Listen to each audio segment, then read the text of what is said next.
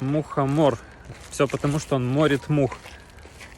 Люди, которые берут в лес комарилки, очень сильно ошибаются, потому что как могут быть в лесу летом комары, когда в лесу должны расти мухоморы и всех мух, в принципе, истреблять. А знаешь, такой есть гриб еще в лесу растет, комаробой. Да. Вот надо вот за ним сходить, мне кажется, Поэтому я вообще не понимаю, зачем комарилки нужны в принципе. когда есть комаробой. Телеграм-канал Грибной Колым, все ссылки в шапке профиля.